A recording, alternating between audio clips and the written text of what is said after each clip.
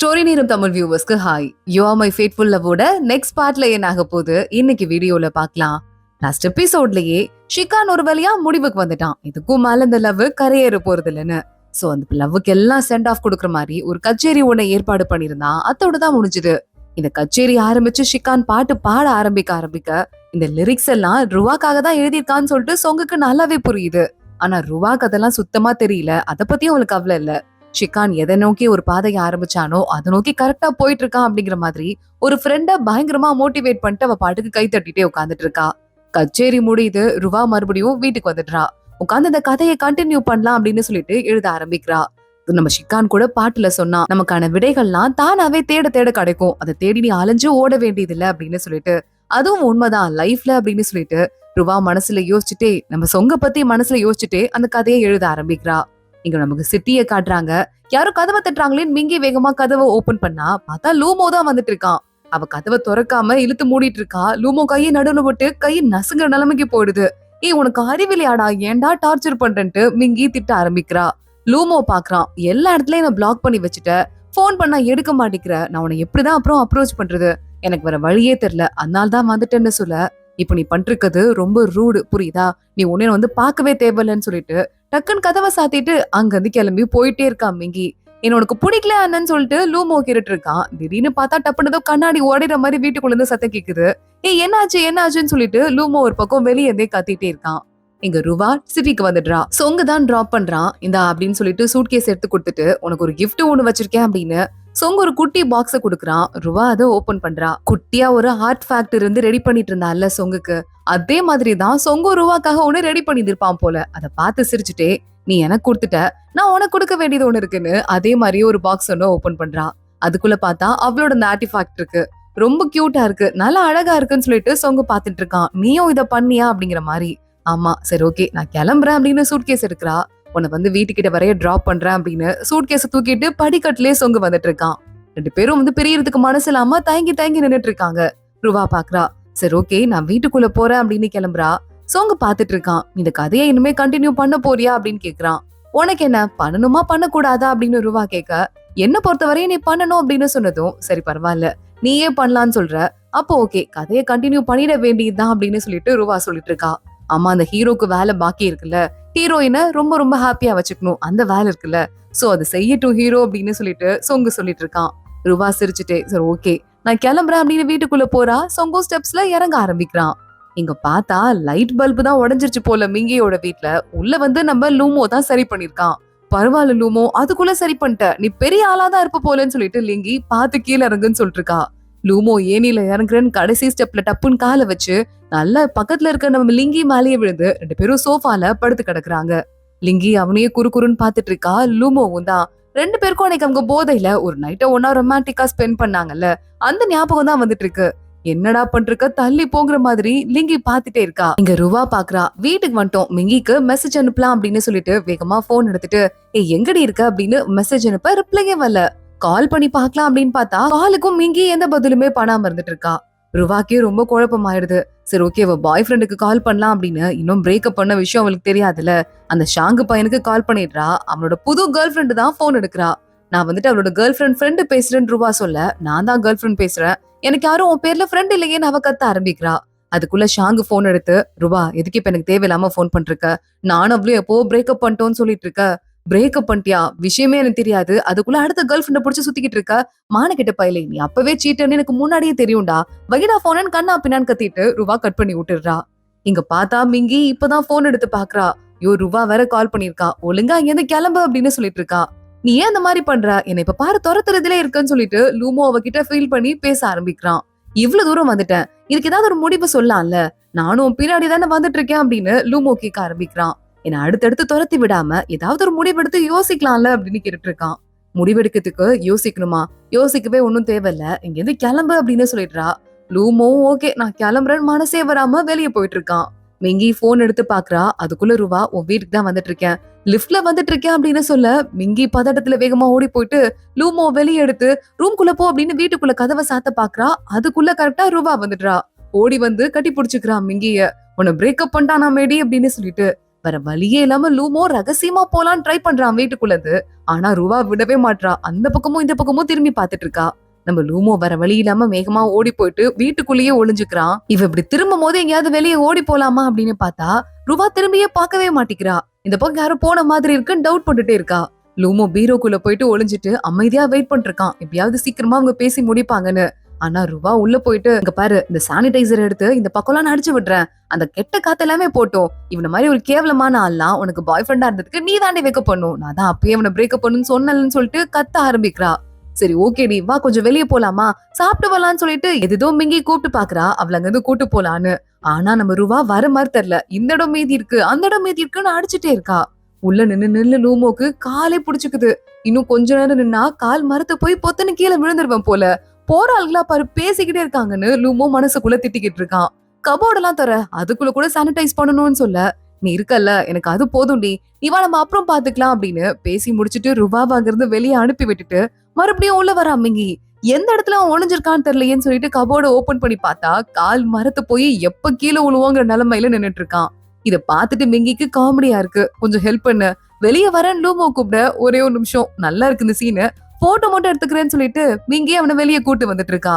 தட்டு மாதிரி நடக்க முடியாம நடந்து வரவனை பார்த்து, இதுக்குதான் என் பின்னாடி வராதுன்னு சொன்னல, கொஞ்சமாவது கேட்டியா, இப்ப நிலைமை என்ன ஆச்சு பாரு அப்படின்னு சொல்ல, ஏன் வரக்கூடாது, நீ முதல்ல என்ன துரத்துறதை விட்டு கொஞ்சமாவது யோசிச்சு பாருன்னு சொல்லிட்டு அங்க இருந்து லூமோ வீட்டை விட்டு கிளம்பி போயிட்டு இருக்கான். இங்க சொங்கு கிட்ட தங்கச்சி வந்து அழுதுட்டு இருக்கா. என்னது ஷிகான பக்கத்துல பாத்திருக்க, எனக்குன்னு பர்சனலா ஒரு ஆட்டோகிராஃப் கூட நீ எழுதி வாங்கிட்டு வரலையா, நீ மனுஷனே இல்ல அப்படின்னு சொல்லிட்டு இருக்க. கிஃப்ட் ஒண்ணு இருக்கு அப்படின்னு சொல்லிட்டு ஒரு கிளே பொம்மை ஒண்ணு இருக்கு, ஷிக்கான செஞ்சிருக்கேன்னு சொங்கே செஞ்சு வச்சிட்டு இருக்கான், அதை குடுக்குறான். ஷிக்கான் செஞ்சிருந்தா கூட பரவாயில்ல, நீ பண்ணி கொண்டு வந்து அதை குடுக்குறியா, அண்ணா உன்னை வச்சுட்டு எல்லாம் வேஸ்ட்னான்னு சொல்லிட்டு திட்ட ஆரம்பிக்கிறா ஹாஷி. ஆமா சரி ஓகே, உன்னை அவங்க பிளாக்ல இருந்து எடுத்தாங்களா இல்லையா, நிலைமை என்ன ஆச்சு அப்படின்னு கேட்க, அதெல்லாம் ஓகே நல்லாதான் போயிட்டு இருக்கு அப்படின்னு சொங்க சொல்றான். லெவல்ஸ் இருக்குல்லன்னா அதுல நீ எந்த கிரேட்ல இருக்க, ஃபர்ஸ்ட் கிரேடா செகண்ட் கிரேடா இல்ல நல்லா பேசி பழகுற தேர்ட் கிரேடா அப்படின்னு சொல்லிட்டு அடுத்தடுத்து போயிட்டு இருக்கா. உனக்கு ரேங்க் கார்டு வந்திருக்கும்ல, நீ எத்தனாவது ரேங்க் வாங்கியிருக்க, எக்ஸாம் என்னாச்சு, அதை பத்தி பேசலாமான்னு சொங்க கேட்க, வக்கீலா இருக்கனால அடிக்கடி பேசி என் வாயை மூட பாக்குற. ஆனா எனக்கு தெரிஞ்சு இது உருப்படுற வழி இல்ல போலியே, இவ்வளவு ஸ்லோவா போயிட்டு இருந்தா எப்படி உருப்பிட போகுதுன்னு வாஷி அண்ணனு கூட பாக்காம அசிங்க அசிங்கமா திட்ட ஆரம்பிக்கிறா. இங்க ருபா வீட்டுல இருந்துட்டு சொங்கு கொடுத்த அந்த குட்டி கிஃப்ட பாத்துட்டு அந்த ஊர்ல நடந்ததெல்லாம் யோசிச்சு பாத்துட்டு இருக்கா. எல்லாமே சீக்கிரமா முடிஞ்ச மாதிரி இருக்கு அப்படின்னு. ருவாவும் மிங்கியும் அடுத்த நாள் ஆபீஸ்க்கு போறாங்க அவங்களோட சீஃப் எடிட்டரை பாக்குறதுக்கு. சரிம்மா கதைய மறுபடியும் ஆரம்பின்னு சொல்ல, கொஞ்சம் டைம் அவளுக்கு தேவைப்பட்டது, நிறைய ப்ராப்ளம் இருந்ததுல, இனிமேதான் எழுத ஆரம்பிக்கணும் அப்படின்னு மிங்கி சொல்லிட்டு இருக்கா. உடனே ருவாவும், என்னோட ரீடர்ஸ் எல்லாருக்கும் நல்ல கதையை நான் கொடுக்கணும்னு ஆசைப்படுறேன், சோ என்னால வந்துட்டு அவசரமா அப்ப எழுத முடியல, இப்ப நான் எழுத ஆரம்பிக்க போறேன்னு சொல்ல, டைம் ஆச்சு அவங்க ரொம்ப அவசரப்படுத்திட்டே இருக்காங்க. நீங்க கவலைப்படாதீங்க, கண்டிப்பா கதை வரும், வெயிட் பண்ணுங்க அப்படின்னு சொல்லிட்டு இவங்க 2 பேரும் கிளம்பி அங்க இருந்து கான்ட்ராக்ட் படி கதை வரும். ஒரு வேலை அப்படி முடியல அப்படின்னா கண்டிப்பா அந்த கான்ட்ராக்ட்ல என்ன உறுதிமொழி கொடுத்திருக்கணும் அதை நான் செய்வேன் அப்படின்னு ருவா அங்க இருந்து கிளம்பி போயிட்டு இருக்கா. இங்க சொங்கும் ஒரு வழியா ஊருக்கு போனதுக்கு அப்புறம் ஆபீஸ்க்கு போயிடுறான். நம்ம லூமோ தான் பாக்குறான், என்னடா மூஞ்சில ஏதோ கலை கூடி இருக்கு, கலக்கிட்ட போல அங்க ஊர்ல அப்படின்னு கேட்டுட்டு இருக்க. அதெல்லாம் ஒண்ணும் இல்லையேன்னு சொல்லிட்டு சொங்கு சமாளிக்கிறான். பார்த்தாலே பட்டவர்த்தனமா தெரியுதேன்னு லூமோ அவனை உள்ள கூட்டு போயிட்டு இருக்கான். இங்க இன்னொரு பக்கம் ருவாவும் மிங்கியும் ஒன்னா பாத்துக்க ஆரம்பிக்கிறாங்க. என்னடி கதை என்னாச்சு, சொல்லு அப்படின்னு சொல்லிட்டு கேட்டுட்டு இருக்க. என்னன்னா நடந்ததோ அது எல்லாத்தையும் ருவா சொல்ல ஆரம்பிக்கிறா. இங்க ஹாப்பினஸ் சொங்கால அடக்கவே முடியல, நான் அடுத்த லெவலுக்கு போயிட்டேன் அப்படின்னு அவனே சொந்தமா பாலே இல்லாத கை வச்சுட்டு கோல் எல்லாம் போட்டுட்டு இருக்க. என்னடா உன்னை மன்னிச்சுட்டாளா, பிளாக்க ரிமூவ் பண்ணிட்டாலான்னு கேட்டுட்டு மறுபடியும் லூமோ உள்ள வந்துட்டு இருக்கான். சரி நீ அடுத்து என்னடி பண்ண போற அப்படின்னு மிங்கி கேட்க ஆரம்பிக்கிறா. அது எனக்கே தெரியல, கதையில வேற ஒரு சின்ன தடங்கள் இருக்கு, அதை எப்படி அடுத்தடுத்துக்கு கொண்டு போறதுன்னு ஒரு குழப்பம் இருக்குன்னு சொல்லிட்டு ருவாவும் சொல்ல ஆரம்பிக்கிறா. இப்பதாண்டா அவ கதையை திரும்ப எழுத ஆரம்பிச்சிருக்கா, இப்ப போய் நான் என் மனசுல இருக்கிறத சொன்னேன்னா அது அவளுக்கு தேவையில்லாத பேர்டன் ஆயிடும், சோ நான் அவளுக்கு கொஞ்சம் ஃப்ரீடம் கொடுக்க போறேன் அப்படின்னு சொல்ல, ஆமாடா நம்ம சும்மா ஹேங் அவுட் பண்ணலாம், ரொம்ப பெருசாலாம் அதுவும் சீரியஸான கமிட்மெண்ட்லாம் வேணாம், நீனு நானு அடுத்து ருவா மிங்கி 4 பேரும் சேர்ந்து ஹேங் அவுட் பண்ணலாம்னு சொல்ல, மிங்கியா அந்த பொண்ணு பேரே எனக்கு ஞாபகம் இல்ல, அதெல்லாம் எப்படி ஒண்ணு தெளிவா ஞாபகம் இருக்கு, அதெல்லாம் அப்புறம் பாத்துக்கலாம் அப்படின்னு அங்க இருந்து நம்ம சொங்க கிளம்பி போக, மிங்கிங்கிற பேர் தான் எனக்கு இருக்கிறதுலே ரொம்ப முக்கியம், அதான் அப்புறம் பாத்துக்க போறியான்னு சொல்லிட்டு இவன் திட்டிக்கிட்டே போயிட்டு இருக்கான் பின்னாடியே. சொங்கு வீட்டுக்கு வரான், கையில பூனைய கூண்டுல போட்டுட்டு, எனக்கு என்ன ஆச்சுன்னு தெரியல, டிஃபனி இருக்கால சாப்பிடவே மாட்டேங்கிறா, நீ ஏதாவது வந்து பார்த்து ஹெல்ப் பண்றியா, பூனையை எப்படி ஹேண்டில் பண்றதுன்னு எனக்கு தெரியாதுன்னு சொல்லிட்டு சொங்கு ருவாக்கு டெக்ஸ்ட் பண்றான். அப்படியா சரி ஓகே நான் வந்து பாக்குறேன், கொஞ்ச நேரத்துல வரேன்னு சொல்லிட்டு ருவாவும் மெசேஜ் அனுப்பிச்சிட்டு இருக்கா. சொங்க அதுக்குள்ள பூனை கிட்ட போயிட்டு டிஃபனி எப்படியாவது நிறைய சாப்பிட்டுரு, அப்பதான் வயிறு ஃபுல்லா ஆயிடுச்சுன்னா அவ வரும்போது சாப்பிடாத மாதிரி இருக்கும், ப்ளீஸ் மாச்சல்லம் அப்படின்னு கேட்டு சாப்பாடை கொடுத்துட்டு பின்னாடியே போயிட்டு இருக்க டிஃபனி கையிலே பட மாட்டேங்குது. அந்த பக்கமும் இந்த பக்கமும் ஓடி போயிட்டு மேல உச்சியில ஏறி நின்னுட்டு இருக்கு. சொங்கு கெஞ்சி பாக்குறான், கதறி பாக்குறான். டிஃபனி கீழே வர ஐடியால கூட இல்ல. சரி போ, இதே மாதிரியே நீ சாப்பிடாமலே இருந்தனா ருவா நம்பாமலா போயிடுவா அப்படின்னு நினைக்கும் போதே கதவை தட்டுறாங்க. ருவா வந்துட்டான்னு தெரிஞ்சு சொங்கு வெளியே போறான். சாப்பிடவே மாட்றா, என்னன்னு தெரியல, கவலையா இருக்குன்னு சொங்கு புலம்பிட்டு இருக்கான். ருவா உள்ள வந்து எட்டி பார்த்தா சொங்க அப்ப வச்சுட்டு போன அந்த சாப்பாட டிஃபனி நல்லா முழு மூச்சா சாப்பிட்டு இருக்கு. எடுத்துட்டு முழு கிணத்தையே காலி பண்ற அளவுக்கு போயிட்டு இருக்கு. என்னது இது, சாப்பிடலன்னு சொன்னீங்க, இப்ப சாப்பிட்டுட்டு இருக்குன்னு ருவா டவுட்டா கேக்குறா. இல்லது முன்னாடி சாப்பிடல, உன்னை ரொம்ப மிஸ் பண்ணிச்சு போல, இப்ப நீ வந்ததும் வந்து சாப்பிட ஆரம்பிச்சிருச்சுன்னு சொல்லிட்டு இவன் சமாளிக்கிறான். ஓ, பூனைதான் என்ன மிஸ் பண்ணுச்சா, சரி ஓகே, அப்ப நான் குட்டி பூனையை தூக்கிட்டு வீட்டுக்கு போறேன், 4 நாள் நான் வச்சு கொண்டு வரேன்னு சொல்ல, இல்ல ஒரு நிமிஷம் இல்ல, பூனை மட்டும் மிஸ் பண்ணல, இன்னொரு ஆளும் இருக்காங்க அப்படின்னு தயங்கி தயங்கி அவன் சொல்ல வரதுக்குள்ள காலிங் பெல்லே அடிச்சிருது. நான் டெலிவரி ஆர்டர் பண்ணியிருந்தேன், நான் போய் வாங்கிட்டு வரேன்னு ரூபா வெளியே போறா. பார்த்தா வெளியே ஒரு பொண்ணு நிக்கிறா. இந்த பொண்ணு பேரு ரோரோ. யாருங்க நீங்க, புதுசா வந்திருக்கீங்களா அப்படின்னு ரூபா கேட்க ஆரம்பிக்கிறதுக்குள்ள டிஃபனி பூனை இருக்குல்ல, டிஃபனிக்கு ரொம்ப நல்லா தெரிஞ்சிருக்கு இந்த பொண்ணு ரோரோவை. வேகமா ஏறி வந்து அவன் மேல தூத்திக்குது.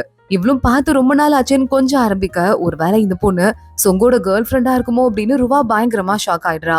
சொங்க அங்க வரான். ரோரோ, என்ன இவ்வளவு தூரம் வந்திருக்க அப்படின்னு கேட்க, இல்ல நீங்க அமெரிக்கா வர மாதிரி தெரியல, அதான் உங்களை பாக்கிறதுக்கு நானே இங்க வந்துட்டேன், கேசஸ் எல்லாம் இருக்குல்ல, அதை பத்தி எல்லாம் பேச வேண்டாமா, சாப்பாடு கூட வாங்கிட்டு வந்திருக்கேன்னு சொல்ல, நாங்க 2 பேருமே சாப்பிட்டோம், எங்களுக்கு சாப்பாடு வேண்டாம் அப்படின்னு சொங்க சொல்லிட்டு இருக்கான். சரி ஓகேன்னு அந்த பொண்ணு சொல்ல, என்ன உள்ள கூட கூப்பிடாம நம்ம சொங்க நின்னுட்டு இருக்கான்னு ரூவாவே பாக்குறா. அந்த பொண்ணு அப்புறம் பாக்கலாம் அப்படின்னு ஆக்வர்ட் ஆயிட்டு, நாளைக்கு காலை மட்டும் என்ன பிக்கப் பண்ணி ஆபீஸ்ல டிராப் பண்ணிருங்கிற மாதிரி அங்க இருந்து கிளம்பி போயிடுறா. அந்த பொண்ணு என் கூட அமெரிக்கால ஒர்க் பண்றா அப்படின்னு சொங்க சொல்லிட்டு உள்ள வந்துட்டு இருக்கான். ரூவா வீட்டுக்கு வந்து மிங்கி கூட கால் போட்டு நடக்கிறதெல்லாம் சொல்ல ஆரம்பிக்க, யாரு இந்த மாதிரி பொண்ணுங்களா எங்க இருந்து தான் புதுசு புதுசா வருவாங்களோ தெரியல, நீ அடுத்து என்னடி பண்ண போறேன்னு கேட்க, எனக்கு ஒரு ஐடியா இருக்குன்னு ரூவா யோசிக்க ஆரம்பிக்கிறா. சொங்கோட ஆபீஸ்ல அமெரிக்கால ஒரு பையன் அசிஸ்டண்டா இருந்திருப்பான் போல, இப்ப அந்த பையனும் மறுபடியும் கிளம்பி இங்க வந்திருக்கான். இந்த பையன் இப்போ புதுசா தனியா வக்கீலா வேலை பார்க்க ஆரம்பிச்சிட்டாங்கிறதால இதுக்கு மேல சொங்குக்கு அசிஸ்டண்டா வேலை பார்க்க முடியாதான். கரெக்டா யாரும் கதவை தட்டுற மாதிரி இருக்கு. சொங்கு போய் டோர் ஓபன் பண்றான். ரூபா தான் வந்துட்டு இருக்கா. சார், எனக்கு வேலை கிடைக்குமா உங்க அசிஸ்டண்டா அப்படின்னு கேட்டுட்டு இருக்கா. சொங்கு பாக்குறான், நான் மெசேஜ் பார்த்ததுல இருந்து கன்ஃபியூஸ் ஆயிட்டு இருக்கேன். ரூபா, எதுக்காக நீ என்கிட்ட திடீர்னு அசிஸ்டண்டா சேர போற, உனக்கு எதனால வேலை வேணும் அப்படின்னு கேட்க, கதை எழுதிட்டு இருக்கேன்ல, நான் ஹீரோக்கு ஏதாவது ஒரு கேரக்டர் கொடுக்கணும், அது அட்வொகேட்டா இருந்தா ரொம்ப நல்லா இருக்கும்னு தோணுச்சு, ஆனா அதை பத்தி எனக்கு டீடைல்ஸ் தெரியாது, சோ எனக்கு ஒரு மோட்டிவேஷன் வேணும் அதை பத்தி தெரிஞ்சுக்கிறதுக்கு, அதுக்காக தான் இந்த இடத்துக்கு வந்திருக்கேன்னு ரூபா சொல்ல ஆரம்பிக்கிறா. அப்போ என்ன யூஸ் பண்ணிக்கிறீங்களா அப்படின்னு சொங்க கேட்டுட்டு இருக்கான். அப்படி கூட வச்சுக்கலாம், அதுக்கு ஏதாவது பே பண்ணணும்னா நான் பே பண்ணிடுறேன்னு ரூபா சொல்றா. பேமெண்ட்லாம் வேணாம், ஆனா அந்த கண்டிஷன்லாம் இருக்கு, இதெல்லாம் நீ பண்ணுவனா உனக்கு வேலை கிடைக்கும்னு சொங்க சொல்றான். ஓபன் பண்ணி உள்ள பார்த்தா இவனை பிக்கப் பண்ணிக்கணுமா, டிராப் பண்ணிக்கணுமா, சாப்பாடுலாம் கரெக்டா சாப்பிடுறானான்னு பாத்துக்கணுமா, காஃபி எல்லாம் கொடுக்கணுமா, அதே மாதிரி எப்படிலாம் அவளை கூடயே வச்சுக்க முடியுமோ அந்த மாதிரி ஒரு 10 ரூல போட்டு இவன் கொடுத்திருக்கான். ரூபா பாக்குறா, இவ்வளவுதான் என் வேலையா, அப்ப நான் சைன் பண்றேன்னு சொல்லிட்டு சைன் பண்ணிடுறா. அப்போ வெல்கம் மை அசிஸ்டன்ட்னு சொங்க சொல்லிட்டு ரூபாவை கூட்டு போறான். ஒவ்வொரு இடமா காட்ட ஆரம்பிக்கிறான். இதுதான் ஆபீஸ்ன்னு சொல்லிட்டு. ஆமா, அந்த ரோரோன்னு ஒருத்தங்க இருந்தாங்கல்ல, அவங்க என்ன வேலையான்னு கேட்க சொங்கு பாக்குறான். என்ன அவங்கள பாக்கிறதுக்காக தான் நீங்க வந்த மாதிரி இருக்கு அப்படின்னு சொல்லிட்டு நக்கலா கேக்குறான். ரொம்ப கொஞ்சம் ஆப்வியஸா தான் பேசிட்டோமோன்னு ரூபா யோசிச்சுட்டு இருக்கா. அப்போ அந்த அசிஸ்டண்டா ஒரு பையன் இருந்தான்ல, அவங்க வந்துட்டு நான் தான் சாருக்கு அசிஸ்டண்டா இருந்தேன், இப்போ நான் தனியா அட்வொகேட் ஆயிட்டதால ஏதாவது உங்களுக்கு ஏதாவது டவுட் இருந்தா கண்டிப்பா என்கிட்ட வந்து கேட்கலாம் அப்படின்னு சொல்லிட்டு இருக்கான். ரூபா ஓகே ஓகே தேங்க்ஸ் அப்படின்னு சொல்லிட்டு இருக்கா. இங்க அம்மா அவ எப்படி இருக்கா, அவளுக்கு எந்த ஆபத்தும் வரலன்னு அந்த பையன் சீரியஸா கேட்க ஆரம்பிக்க, டிஃபனி இவனோட பூனை தான் போல, இவன் பூனை தான் அது, நான் தான் கொஞ்ச நாள் பத்திரமா பாத்துட்டு இருந்தேன், இவன் தான் குளிப்பாட்டுவான், அதான் எனக்கு அதெல்லாம் தெரியலன்னு இவ மனசுல என்னெல்லாம் டவுட் இருந்ததோ அதை அத்தனையும் கிளியர் பண்ணிடுறான். ரூபா சிரிச்சுட்டே நிக்கிறா. எங்க அடுத்த நேரா ரோரோ உள்ள வரா. ரூபா இருக்கத பாத்துட்டு ஷாக் ஆயிடுறா. நான் வந்து அவருக்கு அசிஸ்டண்டா ஒர்க் பண்றேன் அப்படின்னு சொல்ல, சரி ஓகே நான் உள்ள போய் பாத்துக்கிறேன் ரோரோ நேரா நம்ம சொங்க இருக்கிற ரூமுக்கு போறா. அங்க போயிட்டு அவன் கூட வேலை பாக்குறதுக்கு ஆரம்பிக்கிறா. சொங்க லைட்டா கண்ணாடி கதவு வழியா எட்டி பாக்குறான். ரூபா சின்சியரா தான் தட்டிட்டு இருக்கா. நிஜமாவே அவளை அசிஸ்டன்ட் நினைச்சிட்டு இருக்காளா, இப்படி சீரியஸா வேலை பாக்குறாளேன்னு அவன் யோசிச்சுட்டு இருக்கான். இங்க பார்த்தா ரூபா திரும்பி பாத்துறாத பார்த்தா மானம் போயிருங்கிறதுதான் சின்சியரா டைப் பண்ணிட்டு இருக்கா. அப்புறம் பாக்குறா, அவங்க 2 பேரும் என்ன பண்றாங்கன்னு பாக்கலனா தலையே வெடிச்சிரும்னு ஒரு குட்டி மிரரை ஓபன் பண்ணிட்டு முகத்துல மேக்கப்ப பாக்குற மாதிரி இவங்க 2 பேரையும் பாத்துட்டு இருக்கா. ரொம்ப சின்சியரா தான் 2 பேரும் வேலை பாத்துட்டு இருக்காங்க. ஒரு கட்டத்துல நம்ம சொங்க கையில கப் இருக்கு, ஆனா அதுல தண்ணியே இல்ல போல. ரூவா வேகமா கையில காஃபி போட்டு எடுத்துட்டு காஃபி கொண்டு வர அப்படின்னு சொல்லிட்டு உள்ள போறா.